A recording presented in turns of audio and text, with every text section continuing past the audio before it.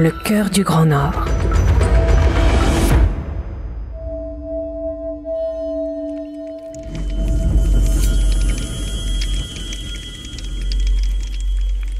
Grâce à vous et aux contes oraux que nous pouvons propager, le cœur de mon pays commence à se solidifier.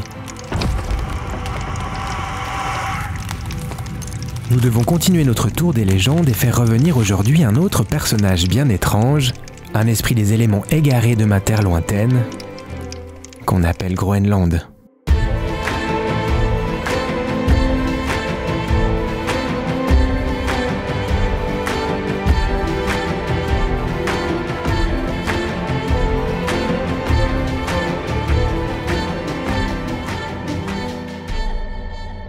Vous le savez, je suis un Nunnenarsuit, faiseur de bruit et émissaire des contes oraux.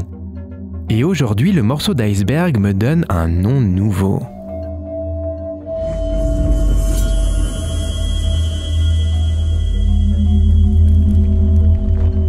Il est écrit à la verticale et c'est étrange.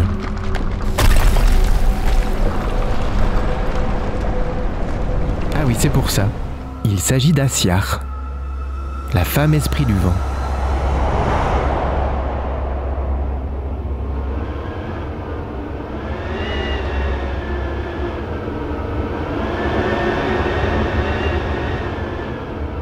Asiar est une légendaire souveraine des éléments qui règne sur le vent et la météo.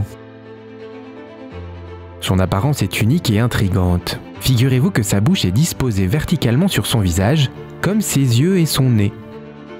Même sa chevelure semble se rebeller en poussant dans la mauvaise direction. Elle possède aussi une cambrure inhabituelle. Tout en elle est inversé, et cet étrange phénomène se reflète jusque dans sa maison.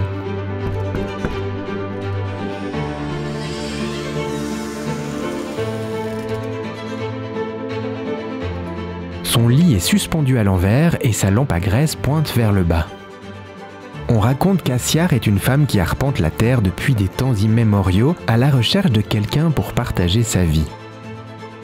Pendant longtemps, ses efforts ont été vains, car personne n'avait souhaité épouser quelqu'un au visage contorsionné.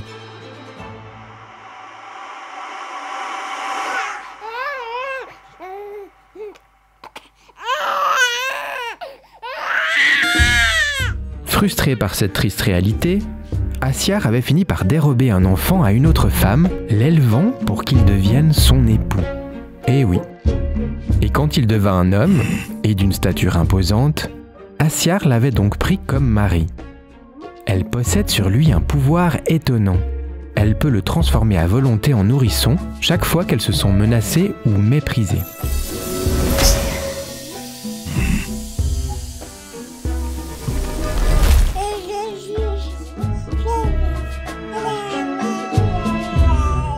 Pour manger, Asiar utilise ses dons magiques. Munie d'un gant et d'un sac tout aussi mystérieux que puissant, elle est capable de dérober de la nourriture dans les réserves souterraines des marchands. Elle parcourt les tunnels des magasins de viande et de poissons dissimulés aux yeux des humains et s'empare habilement des provisions grâce à sa magie. Mais le voile du mystère qui entoure Asiar ne fait que renforcer sa solitude. Malgré ses pouvoirs, elle reste une âme errante en quête d'un réel amour. Personne ne s'est aventuré à comprendre cette femme énigmatique au visage inversé. Personne, jusqu'à un chaman nommé Ajak.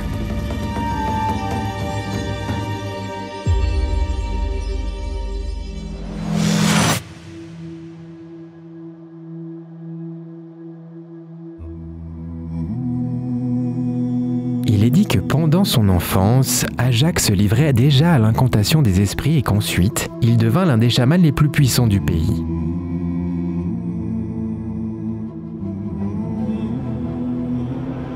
Son histoire raconte que durant l'hiver, une période de mauvais temps avait sévi avec des tempêtes et des neiges continuelles qui rendaient la chasse et les voyages impossibles. Ça avait duré si longtemps qu'on pensait que jamais cela ne s'arrêterait. La misère s'installa parmi les peuples qui commencèrent à blâmer Ajak parce qu'il était censé disposer de pouvoirs nécessaires à régler ce type de problème. Mais rien n'y faisait. Alors, un soir, le chaman mit en place le plus grand des sortilèges. Il demanda une peau imperméable pour recouvrir l'entrée de sa maison. Lorsqu'on doit invoquer les esprits, c'est comme ça qu'on fait.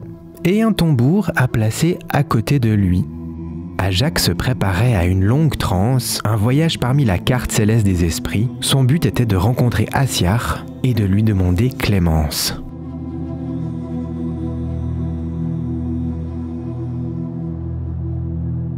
On attacha le chaman bien solidement au-dessus de la peau. On crocha ensuite les ailes d'un guillemot dans son dos. Tous les chamans disposent de cet oiseau comme esprit auxiliaire. Il leur permet de voler dans le monde de l'au-delà. Alors qu'il était attaché, il y eut un silence dérangeant.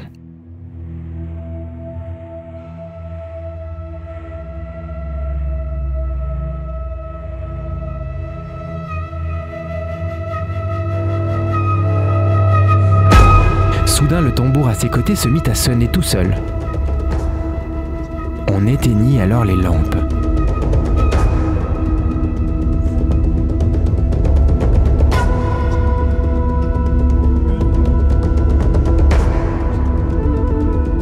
Tout le monde souffla alors dans le dos d'Ajak, sur ses fesses et sur ses jambes.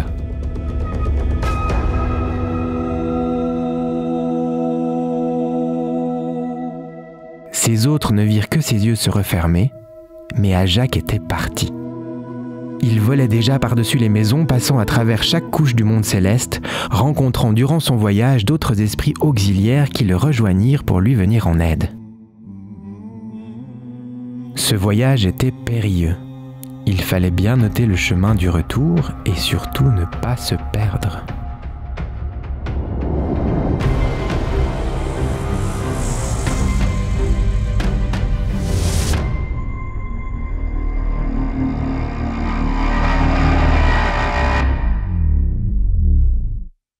Heureusement, Ajak savait où il allait. Tous ensemble, ils arrivèrent devant la maison de l'esprit du vent et de la météo Asiar. C'était bien elle, car à l'intérieur, tout était inversé comme sur son visage. Asiar les repéra assez vite à la fenêtre. On n'aurait pas pu dire si elle était contente d'avoir ou non de la visite. Pourtant, elle leur fit signe d'entrer.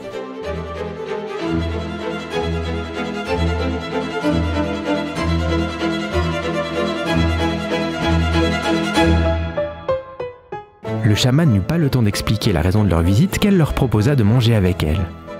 Devant eux, elle envoya son gant et son sac magique à l'extérieur du monde des esprits voler de la nourriture pour ses invités. Et puis quand le repas fut terminé, le chaman expliqua enfin ce qui les amenait. Alors sans rien dire, Asiar alla chercher dans la remise une peau d'ours pleine de neige.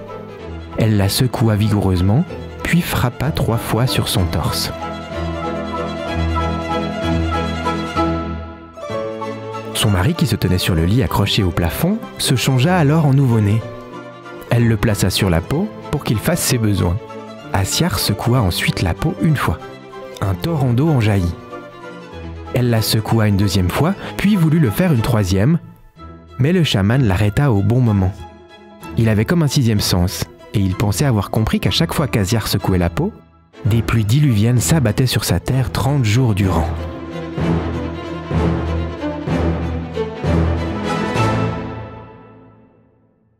Après tout ça, Ajak et ses esprits entamèrent le voyage du retour. Mais le chemin était plus complexe que prévu.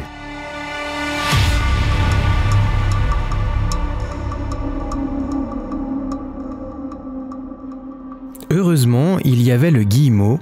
L'oiseau réussit à le guider jusqu'au monde réel. Là, il ouvrit les yeux et se réveilla dans sa maison. Dehors, il neigeait toujours et le peuple était encore fâché.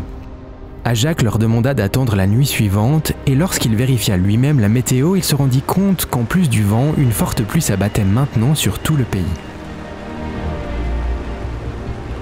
Il plut ainsi durant 2 mois et toute la neige et la glace fondirent, puis le vent s'arrêta.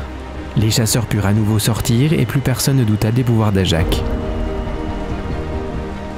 Ainsi s'achève l'histoire d'Asiar, qui règne sur le vent et sur la météo.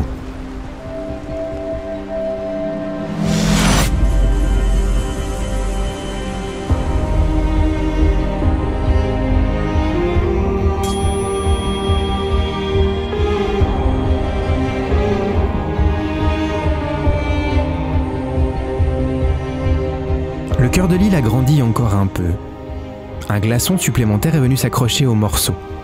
Je sais qu'au début de tout, l'iceberg mesurait plusieurs mètres de haut. Il reste encore bien des histoires à conter. La prochaine sera peut-être du style à vous hanter.